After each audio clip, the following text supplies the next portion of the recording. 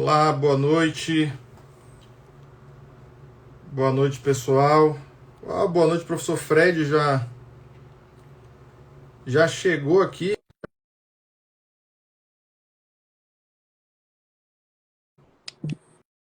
Já chegou aqui para a gente poder conversar. Eu mandei o convite para o professor Fred. Estou aguardando. Olha ele aí. Boa noite, professor. Boa noite, meu caro. Tá me Boa ouvindo? noite. Lhe ouço bem. Me ouve bem também?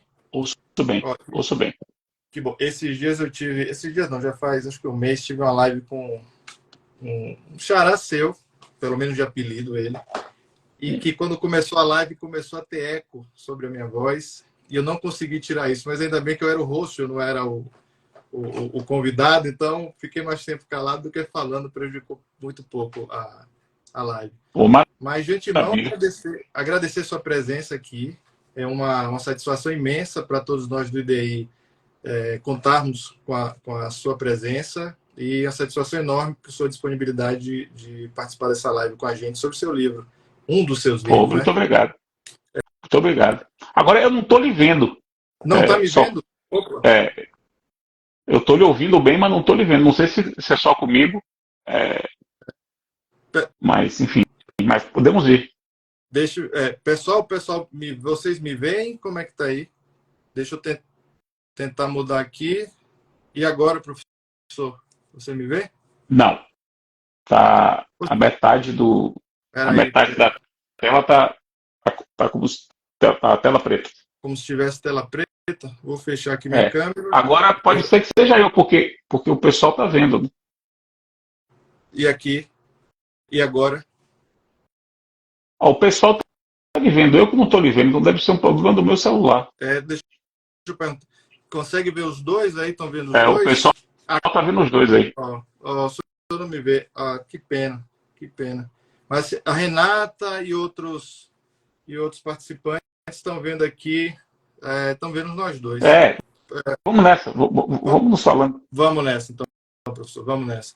Veja só, professor Fred, como eu falei, um prazer, uma satisfação imensa ter a sua presença aqui. E antes de mais nada, eu preciso fazer uma apresentação primeiro do convidado, né? Embora todas as pessoas que estejam aqui certamente o conhecem. O Fred é professor titular da Faculdade de Direito da Universidade Federal da Bahia. Ele é mestre pela Universidade Federal da Bahia, doutor pela PUC de São Paulo, livre docente pela USP e pós-doutorado pela Universidade de Lisboa, advogado e autor de dezenas de obras e artigos jurídicos, especialmente sobre direito processual civil, mas não somente sobre esse tema. O assunto de hoje, o tema da nossa live de hoje, é um livro que eu considero extremamente importante. É um livro que se propõe e cumpre primorosamente com esse objetivo de apresentar, de descrever o CNJ sob uma perspectiva bastante diferente da que a gente está habituado a ver. É o CNJ sendo apresentado sob a perspectiva de um ator fundamental do sistema de justiça brasileiro. E isso, o professor Fred, em coautoria com o professor Leandro Fernandes, que é mestre e doutor pela Universidade Federal da Bahia e juiz de direito, juiz do trabalho, melhor dizendo, eles cumprem esse propósito nesse livro, o Conselho Nacional de Justiça e o Direito Processual, Administração Judiciária, Boas Práticas e Competência Normativa, que a primeira edição foi lançada, se não me engano, professor, em junho do ano passado.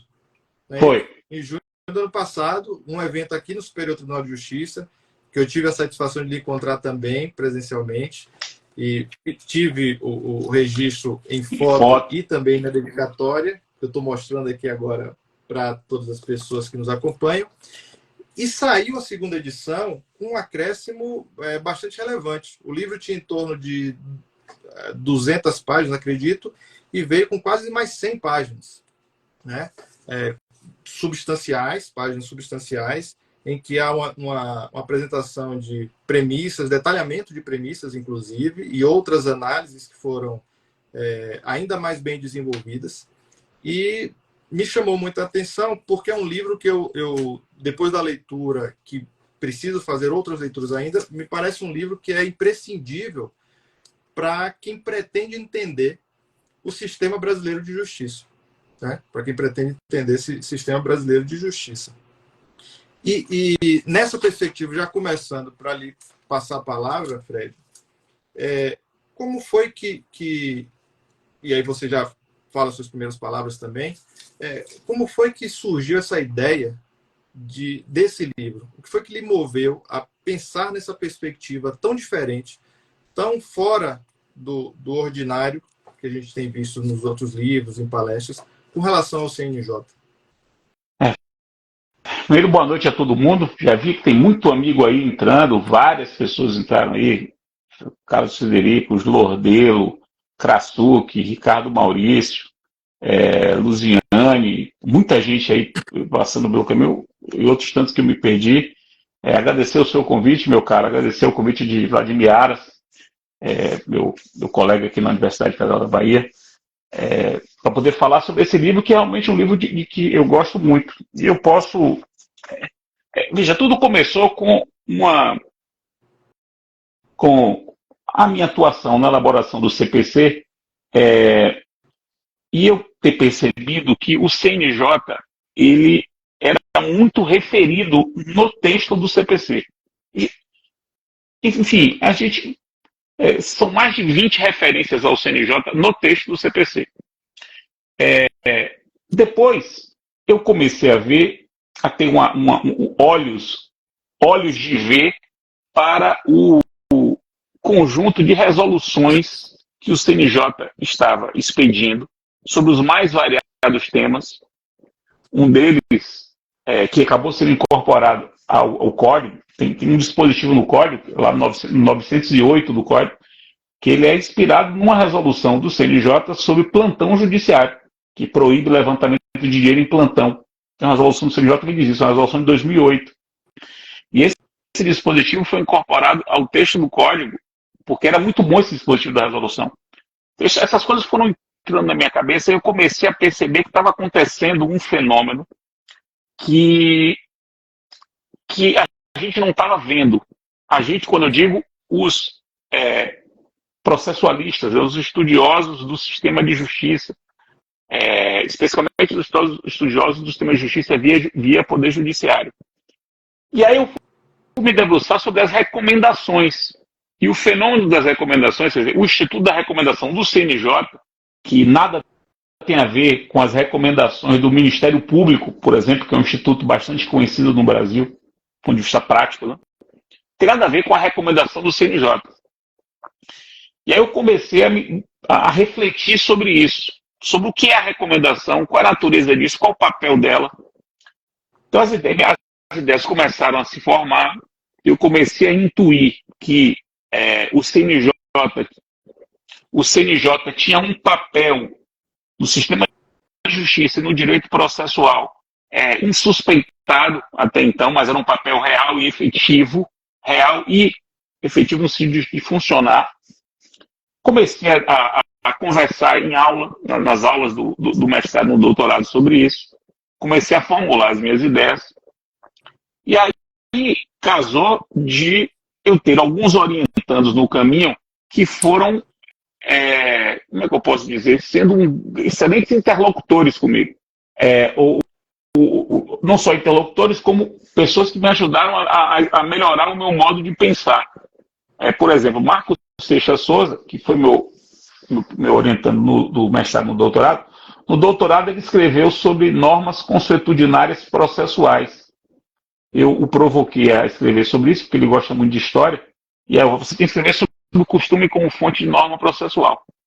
Aí escreveu um belíssimo trabalho, ganhou inclusive o prêmio Calmon de Passos de melhor livro de um autor sub-40, naquele ano, foi 2019.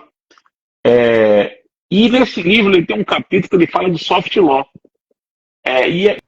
E avançou muito no soft law. E aquilo foi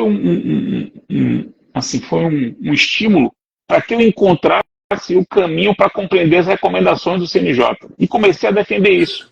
Que as recomendações do CNJ eram soft law e qual é o papel da soft law em matéria processual. O tempo vai passando, eu já começo a me interessar mais, começo a ver caminhos que o CNJ estava tomando sobre o direito processual. Vem 2020 e eu fui chamado pelo CNJ para fazer parte do Comitê Executivo da Rede Nacional de Cooperação Judiciária, exatamente no ano em que eu escrevo o livro sobre cooperação judiciária, que é um livro muito importante, porque ele nasce de uma recomendação do CNJ de 2011, depois o Código de Processo encampa aquela recomendação, portanto vira lei, e aí o CNJ passa a entender que aquela recomendação tinha que virar resolução. E aí eu sou chamado para fazer parte do Comitê Executivo da Rede Nacional de Cooperação Judiciária e, juntamente com os meus colegas de comitê, nós minutamos aquilo que veio a ser a Resolução 350 do CNJ sobre cooperação judiciária, que é hoje o marco regulatório sobre cooperação judiciária no Brasil. E aí, nesse mesmo ano de 2020, e aí, veja, já tinha um livro de cooperação judiciária, já estava dentro do CNJ, aquelas ideias fervilhando, e eu percebendo o que estava acontecendo, eu tive um encontro com o Leandro Fernandes, esse que escreveu o livro comigo, que veio a se tornar o meu orientando no doutorado em 2020, e ele escrevendo sobre proteção de dados e processo. E ele fala proteção de dados e processo, na verdade, proteção de dados no poder judiciário. A tese dele é mais ampla. A minha conexão com o Leandro foi imediata, conexão intelectual, né, muito forte. E a gente ia se provocando, e a gente decidiu em 2021 que a gente iria lançar nossas ideias, que já estavam ficando cada vez mais amadurecidas. Não 100% amadurecidas, elas nunca estão 100% amadurecidas, mas em 2021 elas já começavam a ter um esboço de coisas que a gente podia divulgar. Então a nossa ideia, veja que coisa do mundo, a nossa ideia era escrever 2 pequenos livros. Um primeiro sobre justiça multiportas e um só sobre o CNJ e o direito processual, que aí se juntaria com o meu de cooperação judiciária e formaria uma espécie de trilogia do sistema de justiça no Brasil. Essa foi a ideia, fazer uma trilogia. Meu livro de cooperação judiciária, um livro do CNJ e direito processual e um livro sobre o sistema multiportas. Aí a gente começa a escrever e aí percebe que o do CNJ seria, na verdade, nem um livro, seria uma parte do livro sobre multiportas. Seria uma parte do livro sobre multiportas. A gente começa a escrever o livro do CNJ e vê que o negócio é muito mais significativo do que a gente imagina. Aí a gente se transforma no livro, num livro avulso com muitas ideias, como você viu, e parte para o livro da Justiça Multiportas, que a gente levou 2 anos escrevendo. 2021, a parte, 2022 e 2023, a gente dedicou para escrever o livro sobre multiportas, que vai ser lançado agora sim, definitivamente, vai ser lançado em janeiro. Então, essa é uma pequena história de por que a gente, de onde surgiram essas ideias e por que a gente resolveu escrever esse livro.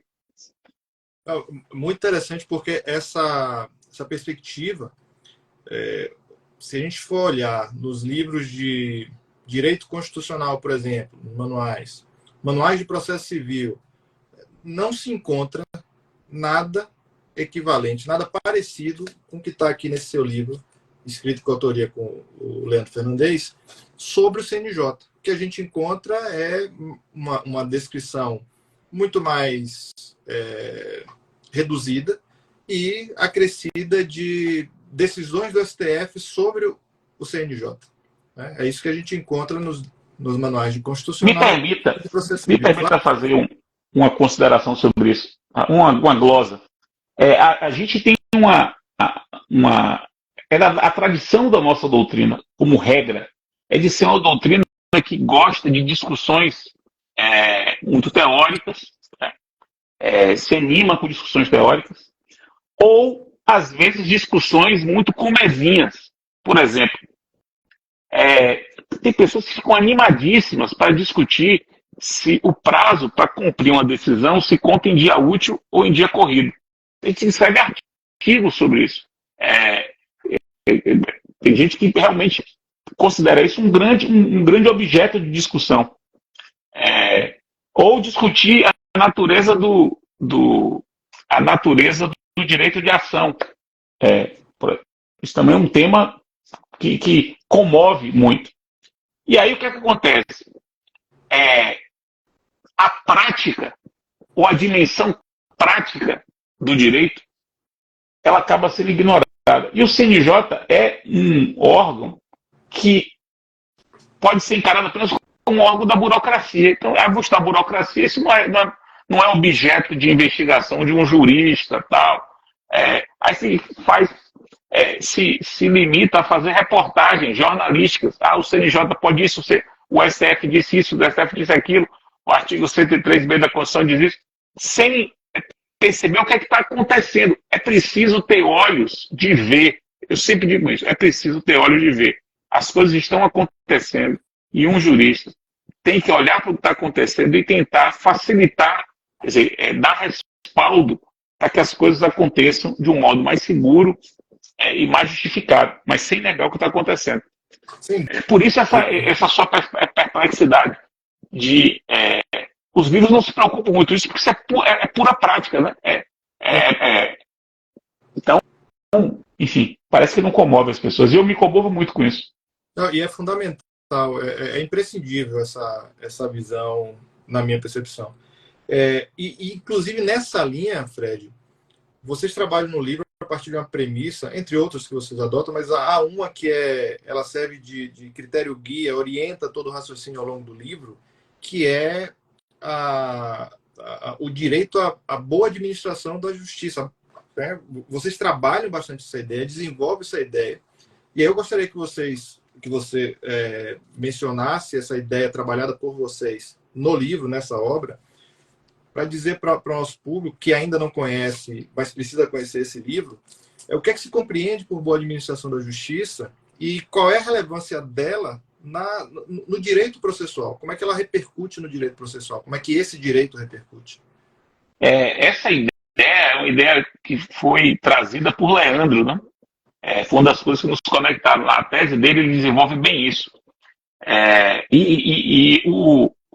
Isso nos ajuda bastante nas nossas ideias aqui, porque, primeiro, uma forma de a gente estudar esse assunto é compreender que a administração da justiça e a administração judiciária, especificamente, que é um pedaço da administração da justiça, né? A administração da justiça é como se administra um modo de solução de problemas jurídicos no país. Então, é uma coisa bem, bem grande. A administração judiciária da justiça é como o poder judiciário administra o papel dele no sistema de justiça. Então, a administração judiciária é uma dimensão da administração da justiça vista em sentido mais amplo. Então, pensar em administração da justiça é pensar um pedaço da realidade a partir de pelo menos dois repertórios. O repertório do direito processual clássico e o repertório do direito público, direito administrativo, o velho e bom direito administrativo.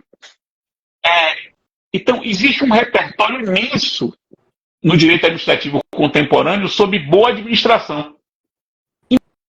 Imenso. Diversos doutrinadores, né?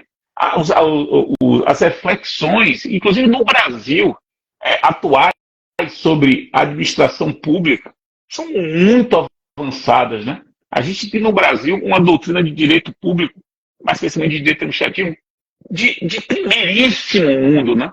Você tem Gustavo Milenboy no Rio, você tem Floriano em São Paulo, você tem Eduardo Jordão, que é da Bahia, é professor da FGV no Rio e mora em São Paulo. Você tem Paulo Modesto, meu mestre, meu professor baiano, um dos maiores publicistas do país. Pegar as ideias desses caras, Marçal Justin Filho, esse Carlos Ari Sinsfeld, esses caras têm umas ideias de direito público impressionantes, que tem a ver com boa administração. Aí a gente pensou, Leandro pensou e eu encampei e a gente desenvolveu. Ora, por que a gente não traz esse repertório, esse conjunto de ideias para uma dimensão da administração que está relacionada ao processo, que é a administração da justiça? Ora, se fala em direito a uma boa administração pública, e se fala muito no direito público, por que não falar no direito a uma boa administração pública judiciária? Por que não? Por que não trazer isso e tentar desenvolver isso para o processo? Perceba que o CPC de 2015, ele já deu um passo nesse sentido, quando ele ele reproduz no artigo 8 um pedaço da Constituição, que é do 37, que fala em eficiência como princípio do processo. Ora, quando a gente pensa em eficiência como princípio do processo, a gente tem que pensar sobre dupla perspectiva. Quer dizer, uma eficiência de gerir um processo específico, tanto a dimensão processual desse princípio, mas uma eficiência também na condução do órgão judiciário, das estruturas judiciárias, do modo como se realiza as funções da justiça judiciária. Então, esse é o grande mote. E o livro inteiro, na verdade, o modo como eu faço doutrina, e como o Leandro também faz doutrina, e outros tantos fazem, mas é realmente uma característica nossa, a gente estuda o direito processual a partir de um repertório para além do direito processual. Veja que tem um dos pontos que a gente acrescentou na segunda edição, que de fato a gente aumentou quase uns 80 páginas a mais. Um dos pontos foi um estudo que eu e o Leandro fizemos a respeito da decisão administrativa coordenada, que é um instituto criado em 2021, mudando a Lei de Processo Administrativo Federal, e cria um modelo de decisão coordenada entre órgãos administrativos, que é um modelo avançadíssimo de experimentalismo no direito público brasileiro. Aí a gente viu aquele Instituto do Processo Administrativo e pensou, pô, isso casa bem no modelo de justiça multiportas, no modelo que o CNJ supervisiona, digamos assim, e por que não traz para cá? Você vai ver que tem um capítulo inteiro sobre, na verdade um item inteiro sobre como o CNJ pode atuar num modelo de decisão administrativa coordenada. Isso é um repertório de direito administrativo que a gente traz para a competência do sistema de justiça. Então, por isso esse primeiro capítulo do livro, para mostrar como é que é o approach que a gente faz no tema, usando um repertório talvez um pouco inusitado. Um repertório é uma visão amplamente inovadora. E aí, nessa perspectiva da inovação, que a gente vai falar um pouco mais à frente, mas que há uma nova percepção também com relação a essas características, ou novas características da administração judiciária brasileira, né? Vocês falam sobre isso no livro, e pegando já esse seu gancho, vocês apresentam no livro a adoção do paradigma da justiça multiportas, que você referiu agora há pouco, e a primazia da solução consensual dos conflitos. Né? Você apresenta essas duas características e assim, como é que dá essa interação entre elas? Como é que elas atuam nesse contexto, Fred, dessa sua investigação com o Leandro, dessas novas feições do CNJ? A gente tem... Um dos nossos desafios foi pensar como a jurisdição exercida pelo judiciário brasileiro deve ser compreendida atualmente. Esse é um desafio que a gente está tentando enfrentar, juntamente com outros tantos autores que têm escrito sobre jurisdição, Antônio do Passo Cabral, Marcelo Barbi, para dar dois exemplos de quem escreveu monograficamente sobre o papel da jurisdição hoje. O Cabral, inclusive, com um livro muito recente que sobre as não decisões, né? Sobre as não decisões. O judiciário podendo não decidir em alguns casos. Acabou de sair o mais novo livro de Cabral sobre isso. E o livro de Marcelo Barbi é um livro sobre teoria geral da jurisdição.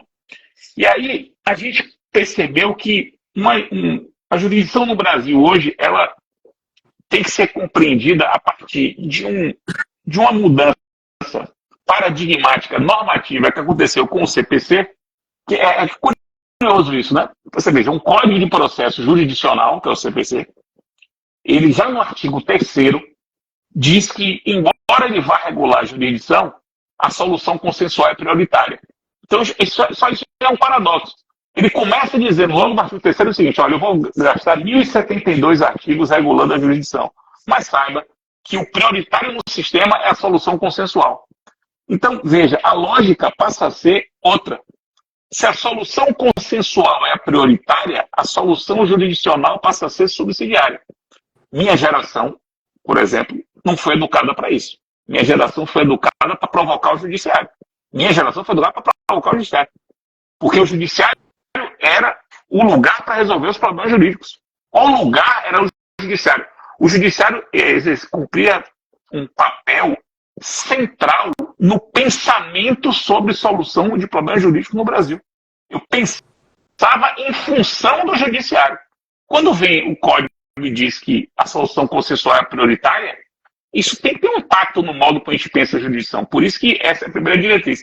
E a segunda é, o Brasil, pelas mais variadas razões, e isso a gente está dizendo no livro sobre multihipótese, construiu paulatinamente e sem um planejamento, sem um projeto para isso. Não havia um projeto arquitetônico para isso. Isso foi acontecendo paulatinamente ao longo dos últimos 60 anos. O Brasil construiu um modelo de múltiplas portas de solução de problemas jurídicos. Então nós temos, ao mesmo tempo, o poder judiciário imenso, ultracapitalizado, com jurisdição ampla sobre qualquer assunto, que é uma característica do judiciário brasileiro. A jurisdição é una, examina qualquer assunto, o poder judiciário é nacional, há não sei quantos tribunais no país, cinco modelos de justiça, de ramos do poder judiciário. Então a gente tem essa característica, mas temos ao mesmo tempo 13 mil serventias extrajudiciais, nós temos não sei quantas agências reguladoras, nós temos não sei quantos tribunais administrativos, nós temos um sistema arbitral, que é um dos 4 mais significativos do mundo, nós temos inúmeras câmaras de mediação e conciliação, nós temos comunidades tradicionais com capacidade de resolver alguns tipos de problema, nós temos entes de autorregulação, entes privados de autorregulação. Então nós temos assim um conjunto enorme de portas de solução de problemas. Aí vem a segunda premissa. Qual é a segunda premissa? Como o judiciário dialoga nesse sistema? O judiciário, será que o judiciário é uma porta maior do que todas as outras, mais potente que todas as outras? Ele tem que falar sempre? Ele tem que decidir sempre? Será que ele é o mais adequado para qualquer tipo de problema? Então, como posicionar o judiciário num sistema multipórte? E aí a gente fala muito da teoria, do argumento das capacidades institucionais, que é fundamental nesse diálogo, né, entre as portas, e que vem sendo utilizado demais pelo Supremo. Eduardo Jordão, por exemplo, esse administrativista que eu comentei com você, a tese de doutorado dele, que é uma tese de 2016, defendendo na França, ele é uma tese sobre a reverência do judiciário às decisões administrativas de natureza complexa. Isso é um panorama mundial, né? De alguns países do mundo. De que modo o judiciário dialoga com uma decisão administrativa de natureza tecnicamente complexa. E ele demonstra que, de um modo geral, as decisões, o judiciário é bem reverente às decisões. O STF está nessa mesma linha. A gente pegou isso e desenvolveu o argumento das capacidades institucionais, que é um argumento muito difundido no direito administrativo. Cabral também fala bastante sobre ele, e mostra como é importante pensar o judiciário sob essa perspectiva também. Por isso que essas duas diretrizes são muito marcantes do papel da jurisdição judiciária hoje no Brasil. Estou tentando simplificar, né? Mas é mais ou menos isso. Sim, sim. E esses elementos que você mencionou na obra são muito bem trabalhados, muito bem detalhados, para a gente perceber a importância dessas características, né? Desses atributos que vocês identificam. E nessa questão de identificação de novos aportes, novas perspectivas, Fred, assim, a gente não pode deixar de falar da forma, ou pelo menos da perspectiva inicial, a partir da qual o CNJ foi concebido, né? Porque o CNJ que foi pensado e foi criado ali em dezembro de 2004, por meio da Emenda Constitucional 45, a reforma do Judiciário, que na época, inclusive, acho que você certamente não conhece, talvez não conheça esse meu texto, eu escrevi, o CNJ é criado ali em 2004, final de 2004, aí acho que em janeiro de 2006 ele regulamenta, acho que atividade jurídica, a partir da reforma do judiciário também, e em fevereiro de 2006 eu escrevo um texto sobre essa regulamentação que o CNJ tinha feito. E o que me moveu a pensar isso, a escrever, foi porque eu não encontrava outros artigos ou livros que pudessem me municiar um pouco, então eu resolvi, por conta própria, escrever, e teve alguma repercussão na época, obviamente muito mais modesta do que a repercussão dessa sua obra, era um artigo bem modesto, bem simples, mas que repercutiu em alguma medida por conta até dessas citações que eu acabei tendo, granjeando em outras obras e alguns livros sobre o tema, né? Mas o CNJ, naquele momento, em 2004, ele foi pensado como um órgão disciplinar do judiciário, né? Mas hoje, e isso vocês E falam muito bem no orçamentário, né? livro, Disciplinar e orçamentário, um controle de orçamento, um controle disciplinar. financeiro, controle financeiro do judiciário.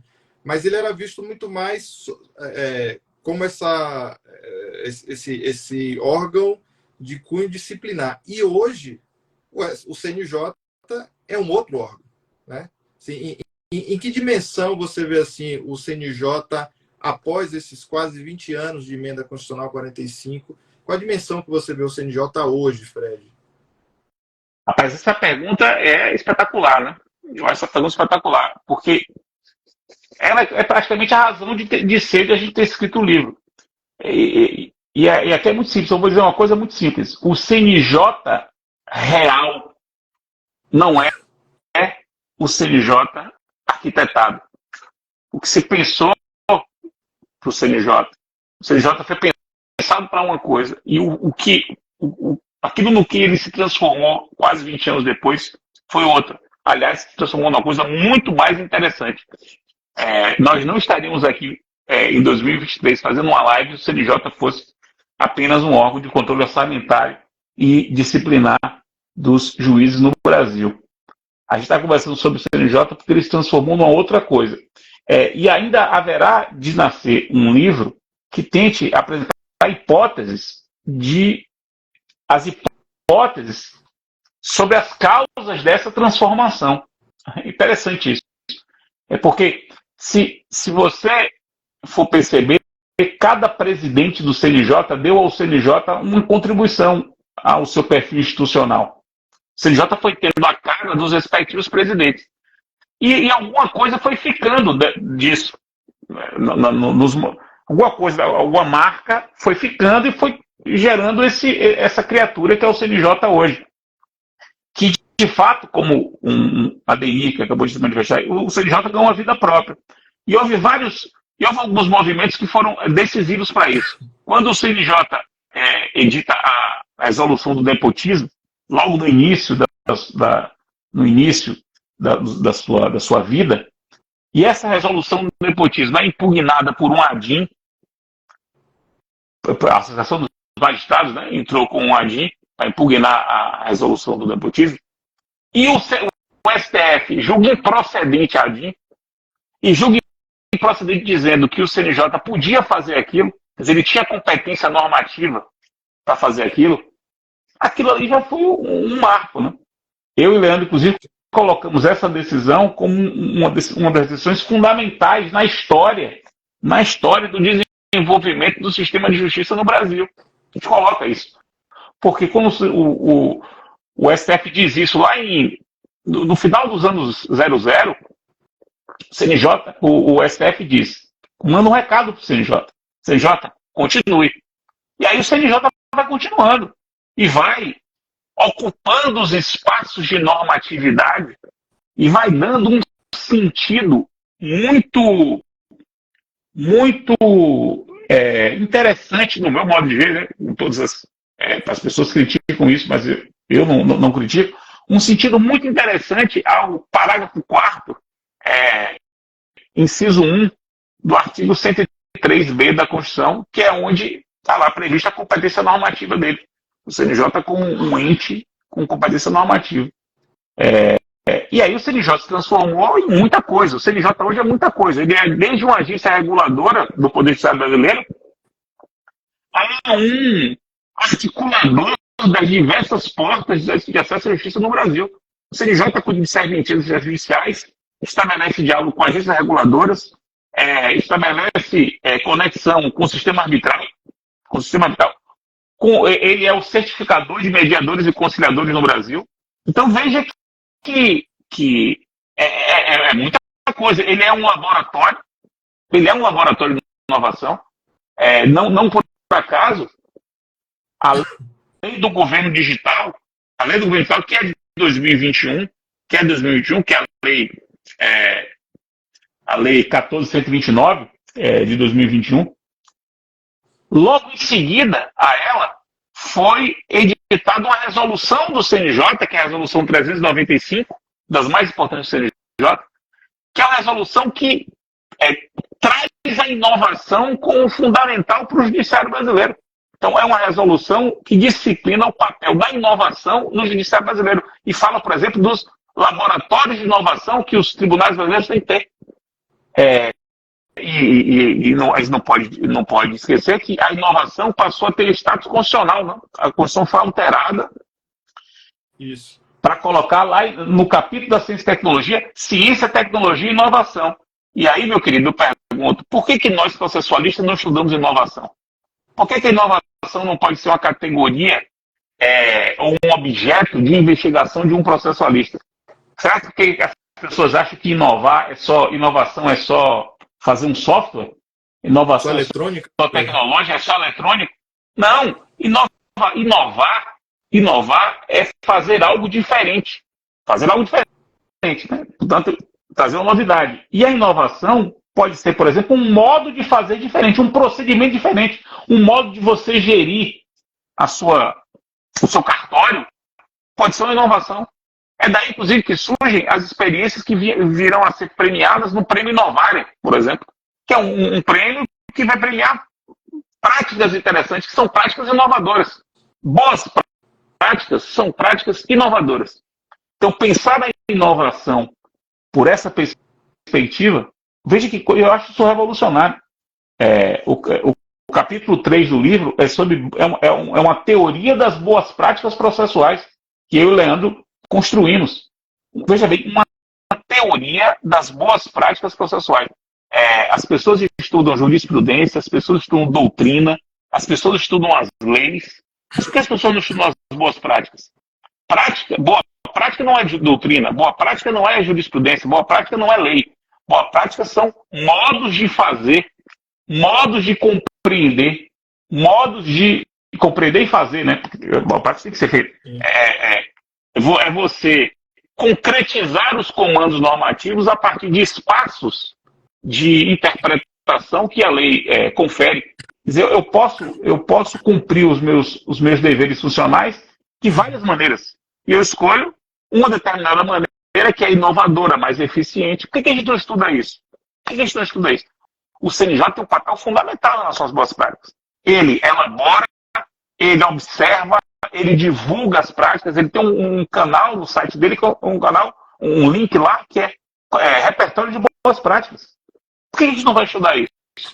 Isso é uma das coisas muito mais do que a discussão sobre a natureza jurídica do direito de ação. Isso muda muito mais. Ou não. Quando você vê o judiciário pernambucano, liderado por meu amigo Silvio Neves, desembargador do TJ de Pernambuco, que pensa isso tudo e faz um acordo de cooperação com Justiça Federal, Justiça do Trabalho, Justiça Federal e Justiça Estadual, para organizar o modo como vão ser processados milhares de casos envolvendo Minha Casa Minha Vida. Estamos falando de 2.000 processos, foram agora organizados, vão tramitar com mais racionalidade. Isso muda a vida das coisas, pô. Isso muda a vida das pessoas envolvidas, né? Do modo como o judiciário é feito. E o que isso é prática? Isso é prática. Sim. É como fazer, né? E o CNJ hoje cumpre um papel fundamental. Fundamental nisso. Então, é isso que torna o CNJ um órgão que eu reputo tão interessante, muitas coisas podem ser feitas via CNJ sem precisar mudar a lei. É só você, por exemplo, quando o CNJ edita uma recomendação, vou falar um pouco sobre a recomendação. O CNJ tem mais de 100 recomendações. Mais de 100. O que é uma recomendação do CNJ? Se não, um dizer do CNJ de que aquilo que ele está recomendando, ele, CNJ, entende como bom. Ele não pode mandar que você faça isso, porque senão não seria recomendação, seria resolução. Ele não pode mandar que você faça isso. Mas ele observa que determinados comportamentos são bons, funcionam, valem a pena ser feitos. Aí o que ele faz? Ele recomenda. Faça isso. Adote essa postura. E isso é sensacional. Porque ele convence, ou ele tenta convencer, não por um poder normativo, coercitivo. Ele tenta convencer pelas boas razões. Pelas boas razões. Induzir o comportamento. Induzir a partir das boas razões. Olha, isso é bom. Isso funciona. E aí, se ele consolida boas práticas e recomenda essas boas práticas, isso é muito bom. Então, por exemplo, não tem nenhuma lei que obrigue o juiz a fazer uma belíssima decisão de organização e saneamento no processo coletivo. Simplesmente é o 357 do CPC. Há autores, como João Paulo Lordeiro, que estava aqui há pouco, que tem um livro só de certificação do processo coletivo e que ele define o que deve constar numa decisão de saneamento no processo coletivo para que o processo coletivo seja bem organizado. Isso não está na lei, mas o juiz pode fazer, o juiz pode organizar bem o processo coletivo. Aí, João Paulo Lordeiro defende isso no livro dele sobre certificação do processo coletivo. Vem o CNJ e na recomendação 76 de 2020, pega essas ideias de Lordeiro e recomenda ao juiz do Brasil, num processo coletivo, faça isso. Isso é bom. Pô, se os juízes e os advogados tiverem atenção a essas recomendações, eles vão usar isso nos processos. Eu, advogado, faço isso. Eu, advogado, provoco o juiz a atender as recomendações do CNJ. Seu juiz, olha a recomendação tal do CNJ, ele recomenda isso. Por que você não vai fazer isso? Por quê? Por que não? Um abraço para o gênio Alfredo Moura, o gênio da música do Brasil. Sempre aparece nas minhas lives, os maiores músicos e geniais do Brasil. Professor da UFPA. Não podia deixar de mandar um abraço para ele. E veja que a recomendação, ela cumpre um papel de um pouco de constrangimento, né? Porque se, por exemplo, um advogado diz assim, juiz, siga a recomendação. O que o juiz vai dizer para não seguir a recomendação? Né? Ele vai ter que se esforçar um pouco para não seguir. Ele não é obrigado a seguir, mas vai ter que se esforçar um pouco em termos de argumentação para não seguir. E também permite que liberar um pouco o juiz. Porque se o juiz segue a recomendação, ninguém vai poder dizer que ele está fazendo uma coisa errada. Você tomou uma medida heterodoxa. Não, a medida que eu tomei foi recomendada pelo CNJ. Você se lembra durante a pandemia que o CNJ recomendou que não se prendessem pessoas devedoras de alimentos no início da pandemia, porque a situação era muito grave nas prisões, não tinha vacina, não tinha nada, que não foi uma recomendação.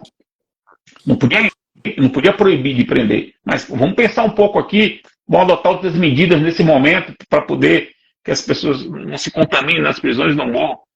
Enfim, é muita coisa, né? Eu estou falando demais aqui, estou deixando você em silêncio, isso não é bom nas lives. Tá ótimo. A gente está aqui para lhe ouvir, Fred. A gente está aqui para lhe ouvir. E lhe ouvir é sempre bom. E nessa linha do que você está falando, Fred, eu lembro da área criminal, que era que eu atuo mais, teve uma recomendação do CNJ no começo da pandemia também, com relação ao sistema prisional, que recomendando que os juízes adotassem outras medidas para que as pessoas não ficassem encarceradas por conta justamente desse grande risco de infecção por Covid-19. E aí vai uma pergunta também nessa linha. E é curioso, é interessante isso quando você fala e elabora a percepção da recomendação como um instrumento de soft law, porque ela não tem capacidade coercitiva, né? Não tem essa imperatividade, né? Não é dotada de coercitividade a recomendação. Mas ela pode atuar em espaços que, por meio de resolução, por exemplo, o CNJ não poderia, né? Exatamente. Eu trabalho muito bem isso no livro. E o que pareceria, num primeiro momento, uma desvantagem da recomendação, acaba se tornando um grande trunfo. Não é isso mesmo? Exatamente. Exatamente. Foi o que eu falei. Essa recomendação 76, ela de 2020, que é sobre o processo coletivo, ela foi um dos produtos de um grupo de trabalho sobre o processo coletivo que o CNJ montou, do qual eu fiz parte. E eu falei no grupo de trabalho, eu fiz, olha, a gente tem muita dificuldade de mudar a lei do processo coletivo. Mas a gente pode mudar o processo coletivo brasileiro sem mudar a lei. Se a gente recomendar boas coisas que os juízes podem fazer hoje, são coisas lícitas, permitidas e recomendadas pela doutrina, a gente pode recomendar, o CNJ pode recomendar que se faça. E aí, se os juízes começarem a fazer isso, o processo coletivo vai melhorar sem que tenha havido uma mudança na lei. Isso é incrível. Isso é incrível. Agora, as pessoas têm que conhecer as recomendações, né? As recomendações têm que ser divulgadas, né? A gente até sugere que as recomendações, o cumprimento das recomendações deveria ser critério de avaliação de promoção por merecimento. Me parece que tem um elemento importante aí, promocional, que a gente tem que divulgar. Interessante. E é uma visão diferente da recomendação, e como você bem observou há alguns minutos, é algo distinto da recomendação, muito distinto da recomendação do Ministério Público, né? Como instrumento de atuação do Ministério Público. Distinto, inclusive, no modo de falar, né? Porque o Ministério Público é o seguinte, estou recomendando que você não faça isso. A recomendação do Ministério Público é quase que uma recomendação para não fazer. Se você fizer, vai dar problema.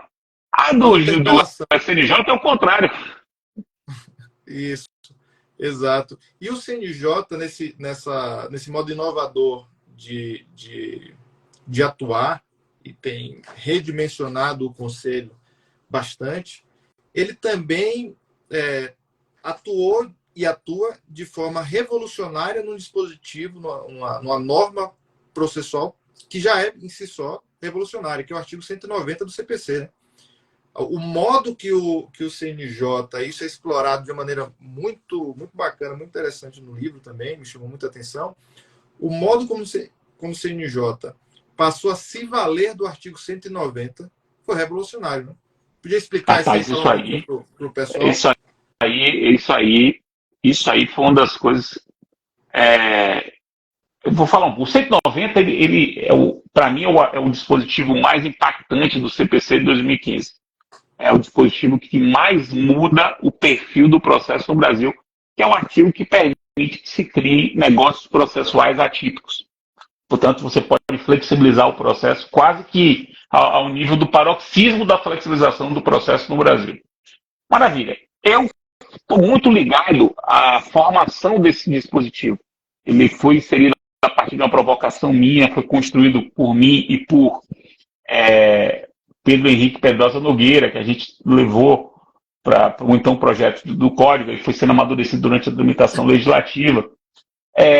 Tem livros, vários importantes no Brasil sobre o assunto, o Antônio Cabral também estudioso do tema.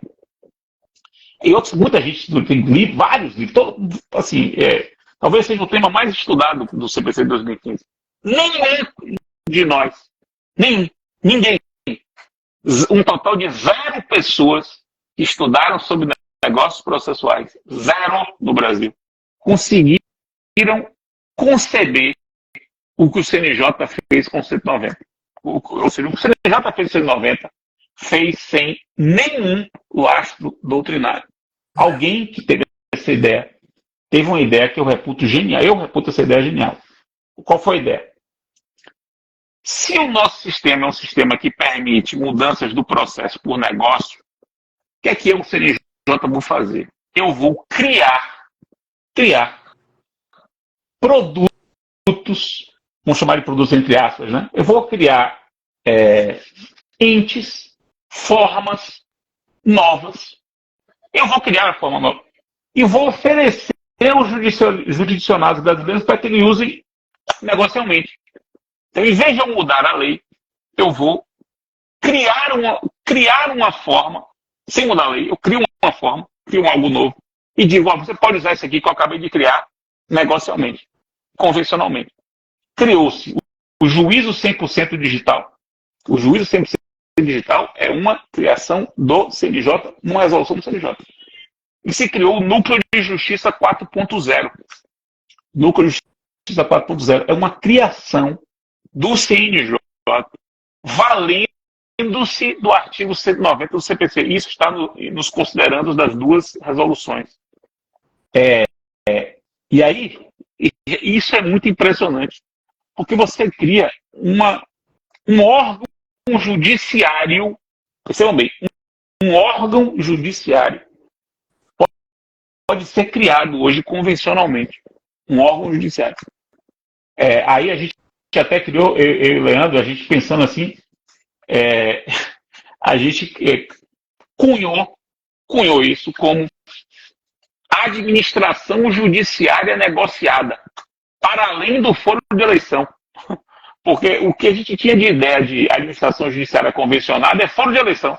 Imaginar que a gente pode criar um órgão convencionalmente. Imagine isso. É muito impressionante. E veja, para as pessoas que estão entrando aí não acharem que eu estou falando de ficção científica. Eu peguei as estatísticas do CNJ agora, segunda-feira. O CNJ tem essas estatísticas no site. Existem no Brasil 360 núcleos de justiça 4.0. 360. Já. É bem possível que boa parte de quem esteja aqui nem sabe que isso existe, muito menos que existem 360. Já existem 360. Só para deixar isso claro. É muita coisa. Não tem como compreender.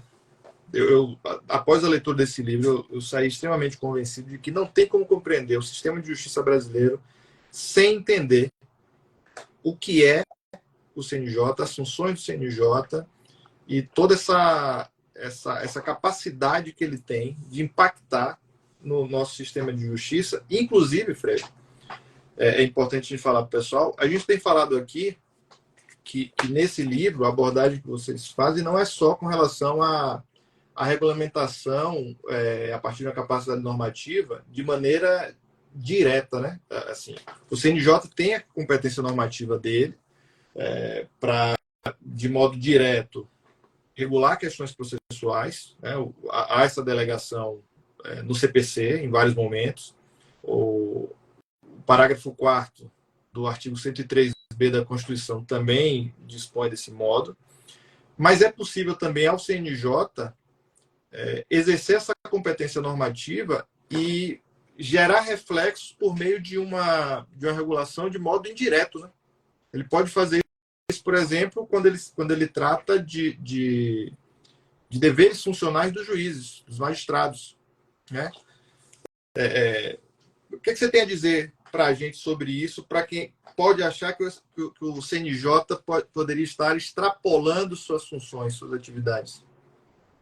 Vamos lá. Isso aí foi... Se você pegar a primeira edição do livro, essa do ano passado, a gente melhorou bastante esse ponto na segunda edição. Por que melhorou? Porque no ano passado eu fiz várias palestras sobre o assunto. Né? Eu não sei você, meu querido, mas o momento que eu mais penso é quando eu estou palestrando. Portanto, eu tenho ideia durante as palestras, durante as aulas, e não antes.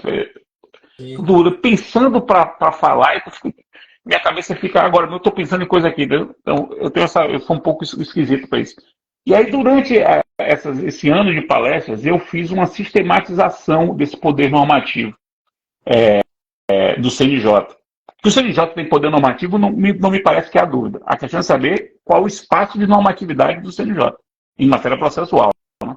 Leandro está dando risada aí, mas ele acompanha bem o meu modo de pensar e sabe que eu sou assim.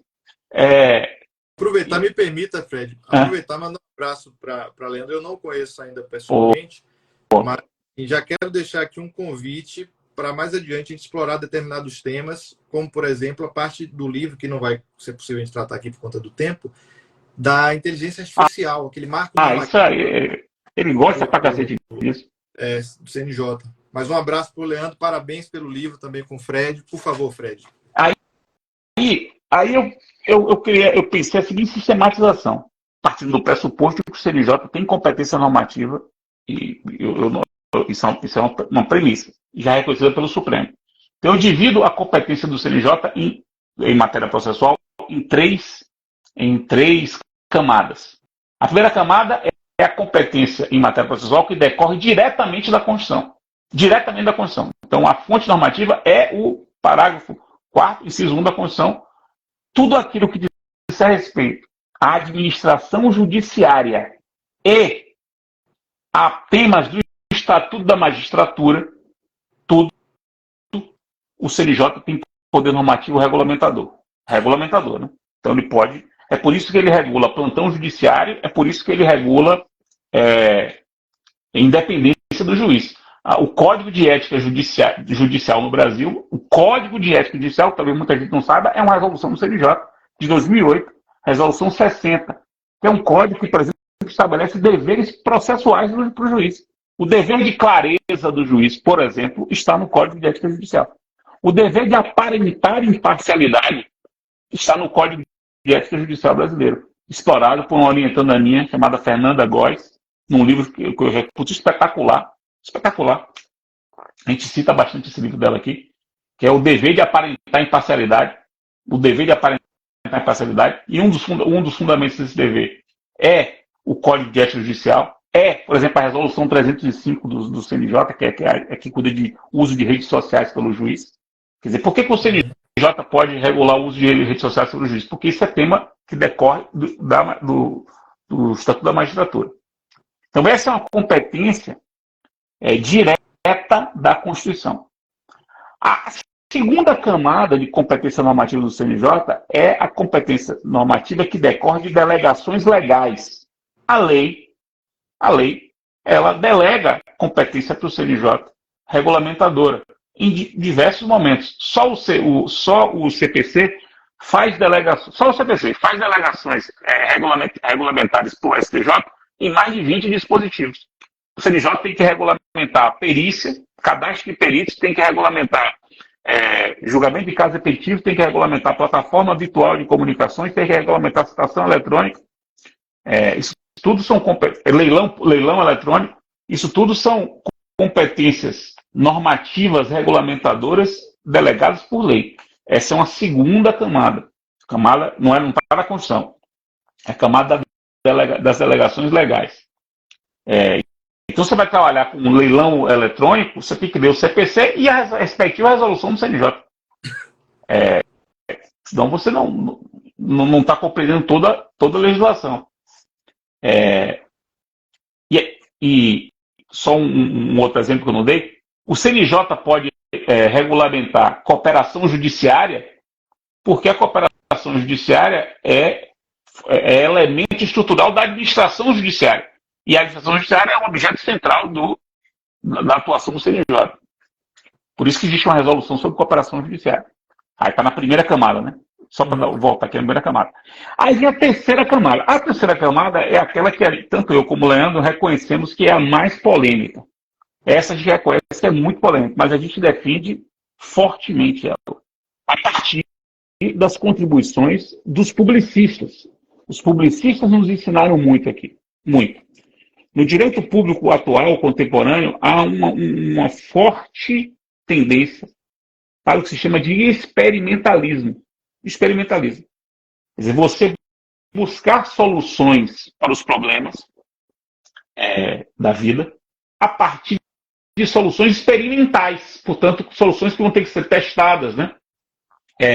Avaliadas. Elas não precisam ser definitivas. Então, você primeiro experimenta, vê se funciona para depois generalizar aquela solução.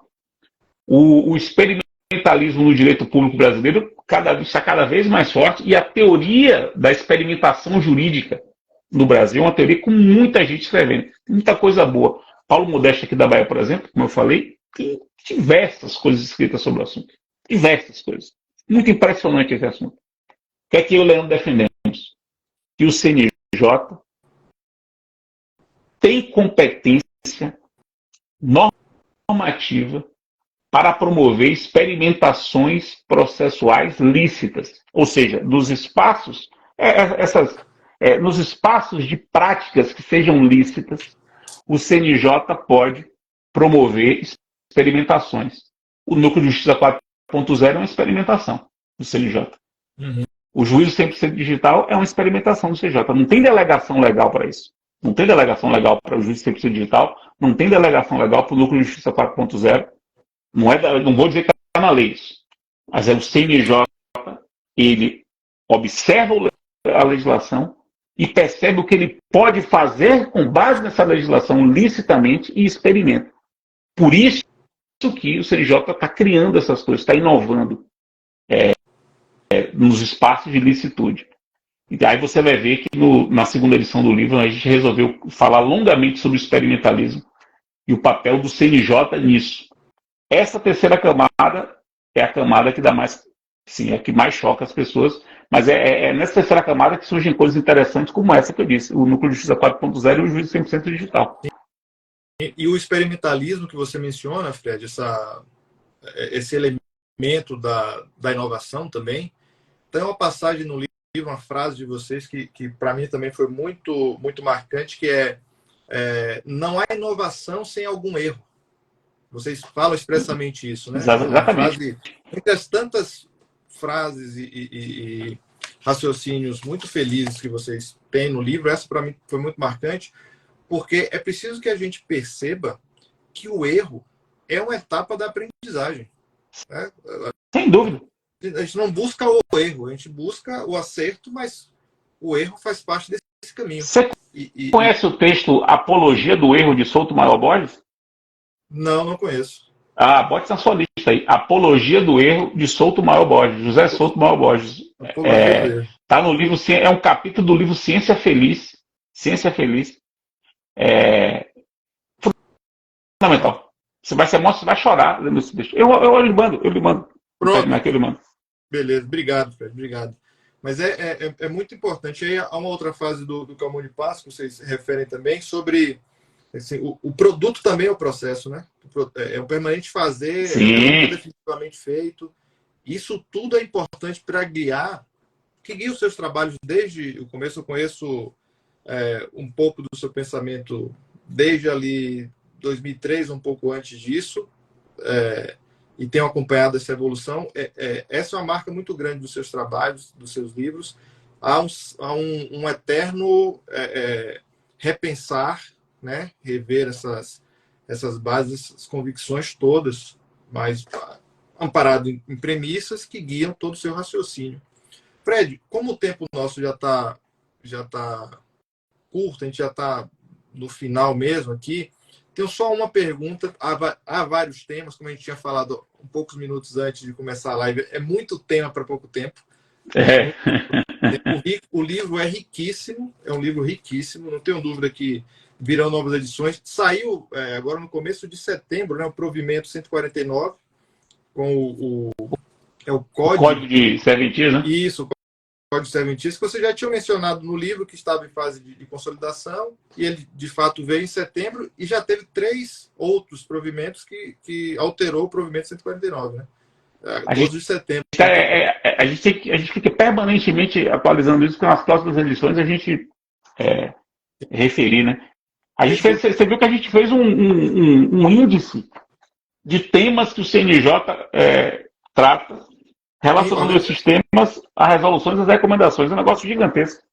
Sim, e excelente, né? Organizam por assunto, por temas, os atos formativos. Está no apêndice 2 aqui do livro. Eu tenho as 2 edições, né? Provavelmente teria a terceira também, porque tem um trabalho muito bacana, muito bom. E uma última pergunta, Fred, para a gente fechar aqui, por conta do tempo nosso.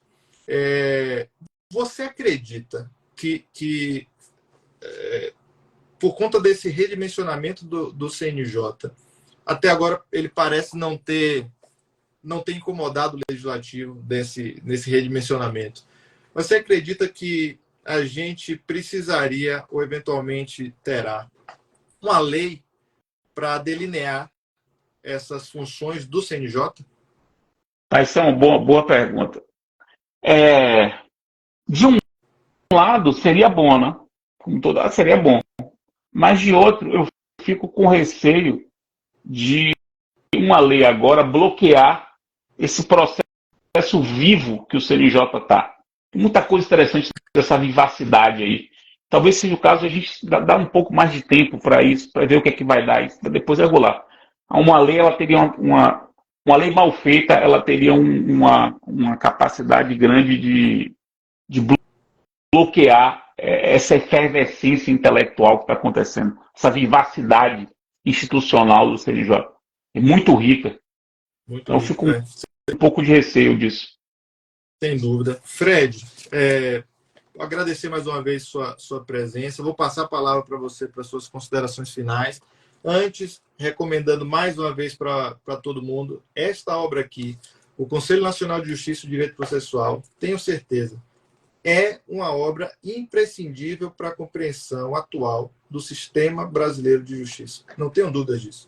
Se você ler esse livro e não mudar a ideia do que você compreende por sistema brasileiro de justiça, você estará, no mínimo, umas 2 décadas atualizado em seu pensamento, certamente.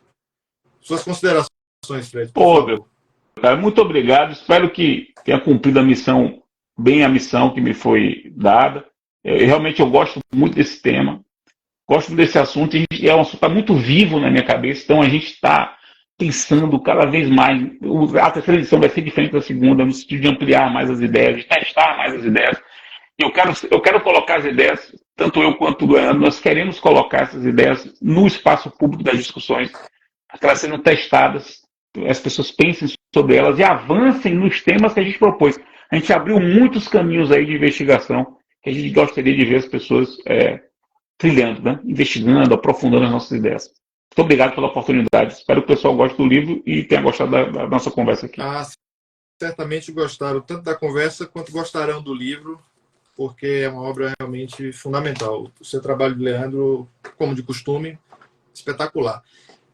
Sigam o Fred nas redes sociais. O Fred está no Instagram, @FredDidier_Júnior, JR.